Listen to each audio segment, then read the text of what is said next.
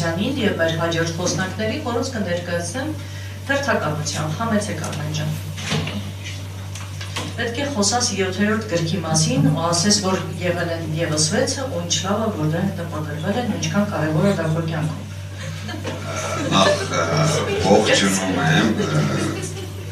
ողջունում եմ բոլոր ներկաներին, նաև մեզ հետևողների համացանցով,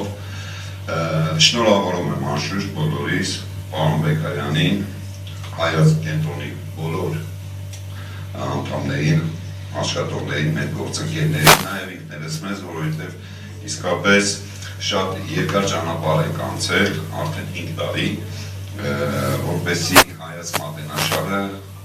բերենք իր տրամաբանական այսպես ամփոփմանը եւ ես ուրախ եմ, որ հերթական 7-րդ գրքի հրատարակման մենք սկզբունքորեն մոտենում ենք արդեն եզրագծի, կարծես թե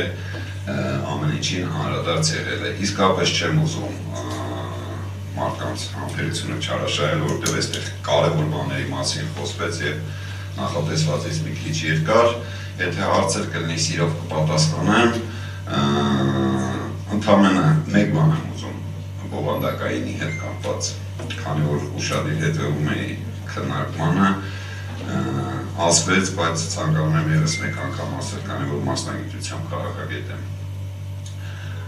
Քաղաքական խնդիրներին պետք է տալ քաղաքական լուծում, չկա կյանքում նման բան, որ ֆիզիկայի խնդիրը լուծես մաթեմատիկայի գործիքներով։ Կարելի է խնդիրը բերել մաթեմատիկայի բանաձևերի եւ այդ բանաձևերով լուծել, բայց խնդիրը մնում է ֆիզիկայի դաշտում։ Այն ինչի մասին այսօր խոսվեց, դա քաղաքականություն է, մաքուր քաղաքականություն։ Մնացած բոլոր ոլորտներն այո կարևոր են, պետք է որպեսզի օգնեն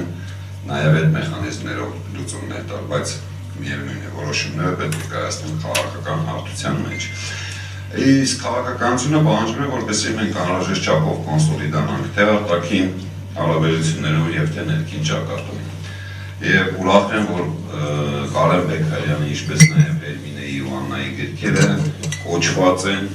ուղեցույց դառնալու նաեւ այս կոնսոլիդացիան ապահովելու համար։ Երևի այսքան է, եթե հարցեր կունենաք, սիրով